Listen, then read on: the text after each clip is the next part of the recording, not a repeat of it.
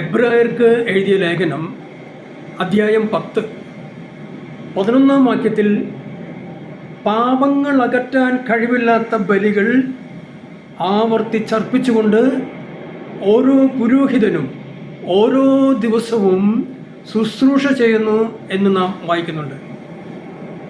തീർച്ചയായും ഈ ഒരു വാക്യം തെറ്റിക്കുവാനും തെറ്റിദ്ധരിപ്പിക്കുവാനും ഉള്ള ആശയങ്ങളിലൂടെ നീക്കിക്കൊണ്ടുപോകുവാൻ മനസ്സിനെ ഓരോരുത്തരെയും തെറ്റിപ്പിച്ച് മറ്റ് ചിന്തകളിലേക്ക് വ്യാപിക്കുന്ന അർത്ഥമാക്കുന്ന ചിന്തകളിലൂടെ ഈ വാക്യത്തെ ചൂണ്ടിക്കാണിക്കുവാൻ സാധിക്കുന്നു. അത് അങ്ങനെ തന്നെ ചെയ്യുന്ന ഓരോ വിഭാഗം ആൾക്കാരും ഉണ്ട്. എന്നാൽ ഈ ഒരു വാക്യം എബ്രായർക്ക് എഴുതിയ 10 അധ്യായത്തിൻ്റെ 11 വാക്യം എഴുതിയിട്ടുള്ളത് പഴയ നിയമത്തെ ആധാരമാക്കിക്കൊണ്ടാണ് സുവിശേഷകൻ അവിടെ രേഖപ്പെടുത്തിയിരിക്കുന്നത്. ലേവ്യരുടെ പുസ്തകം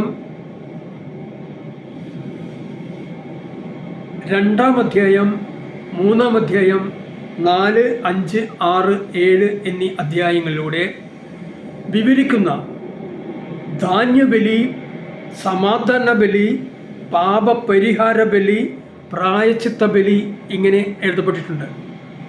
ഇങ്ങനെയുള്ള ബലികളെ കുറിച്ചാണ് അവിടെ സുവിശേഷകൻ രേഖപ്പെടുത്തിയിരിക്കുന്നത്. അങ്ങനെയുള്ള ബലികൾ അർപ്പിക്കുന്നതിൽ യാതൊരു കാര്യവുമില്ല. അത് ആവർത്തിച്ചർപ്പിച്ചുകൊണ്ട് ശുശ്രൂഷ ചെയ്യുമ്പോൾ പാപങ്ങൾ അകറ്റാൻ കഴിവില്ലാത്തതാണ് എന്നാണ് എബ്രായർക്ക് എഴുതിയ ലേഖനത്തിൽ ഇവിടെ സുവിശേഷകൻ സംസാരിക്കുന്നത്. തൊട്ട് താഴെ 12 വാക്യത്തിൽ നാം ഇങ്ങനെ കാണുന്നുണ്ട്. എന്നാൽ അവനാകട്ടെ, ആര്? യേശുവാകട്ടെ പാപങ്ങൾക്ക് വേണ്ടി എന്നേക്കുമുള്ള ഏക ബലി അർപ്പിച്ചു കഴിഞ്ഞപ്പോൾ ദൈവത്തിൻ്റെ വലതുഭാഗത്ത് ഉപവിഷ്ടനായി എന്നും എഴുതപ്പെട്ടിട്ടുണ്ട്. ഇങ്ങനെ ദൈവത്തിൻ്റെ വലതുഭാഗത്ത് ഉപവിഷ്ടനായ യേശുവിൻ്റെ ജനനം, പീഡാനുഭവം, മരണം, ഉത്ഥാനം, ആഗമനം ഇങ്ങനെ ഉള്ളതിനെ ഓർമ്മയാചരണമാണ് ഇന്ന് നാം സഭയിലൂടെ ശുശ്രൂഷ ചെയ്യുന്ന പുരോഹിതന്മാരെ നാം കാണുന്നതും ആ ഒരു ശുശ്രൂഷയിൽ സമർപ്പിക്കുവാൻ നാം ഓരോരുത്തരും കടന്നു ചെല്ലുന്നതും.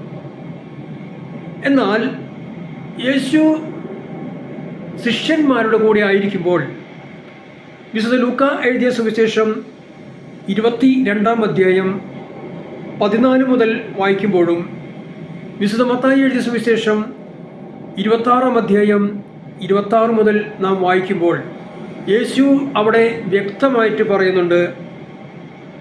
ലൂക്കാ സുവിശേഷം 22:15 അവൻ അവരോട് പറഞ്ഞു, പീഡ അനുഭവിക്കുന്നതിന് മുമ്പ് നിങ്ങളോടുകൂടി പെസഹ ഭക്ഷിക്കുവാൻ അത്യധികം ഞാൻ ആഗ്രഹിച്ചു.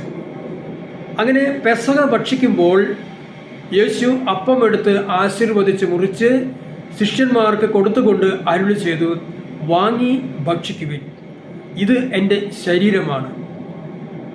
അനന്തരം പാനപാത്രം എടുത്ത് കൃതജ്ഞ സ്തോത്രം ചെയ്ത് അവർക്ക് കൊടുത്തുകൊണ്ട് പറഞ്ഞു, നിങ്ങളെല്ലാവരും ഇതിൽ നിന്ന് പാനം ചെയ്യുവിൻ, ഇത് പാപമോചനത്തിനായി അനേകർക്ക് വേണ്ടി ചിന്തപ്പെടുന്നതും ഉടമ്പടിയുടേതുമായ എൻ്റെ രക്തമാണ്.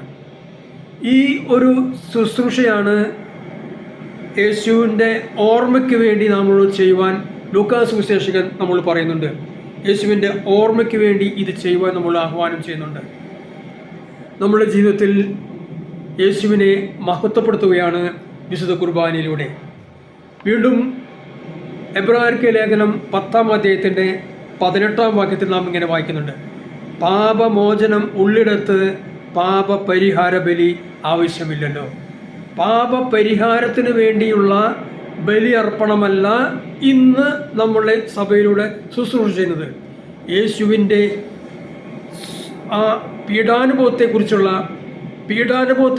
ശുശ്രൂഷയാണ് നാം ഇന്ന് സമർപ്പിക്കുന്നതും പിതാവിന് സമർപ്പിച്ചുകൊണ്ട് യേശുവിൻ്റെ ഓർമ്മയാചരണം നമ്മൾ ഓരോരുത്തരും ഓർമ്മിക്കുകയാണ് ചെയ്യുന്നത്. പാപമോചനത്തിന് വേണ്ടിയുള്ള യേശുവിൻ്റെ ആ വലിയ കുരിശുമരണത്തിൻ്റെ ശുശ്രൂഷയാണ് നാം ഓരോരുത്തരും ഓർമ്മിക്കുന്നതും പ്രാവർത്തികമാക്കുന്നതും വിശ്വസിക്കുന്നതും. ഇന്ന് നാം നമ്മുടെ ജീവിതത്തിൽ സഭയോട് കൂടെ ആയിരിക്കുന്ന ആ ശുശ്രൂഷ അതിൽ വിശ്വസിച്ചുകൊണ്ട് ജീവിക്കുവാൻ ദൈവത്തിൻ്റെ പരിശുദ്ധാത്മാവ് ഈ കേട്ട വചനങ്ങളെ കുറിച്ച് ധ്യാനിക്കുവാനും ഓരോരുത്തർക്കും കഴിയട്ടെ എന്ന് ആഗ്രഹിച്ചുകൊണ്ടും പ്രാർത്ഥിച്ചുകൊണ്ടും ഹല്ലേലൂയ.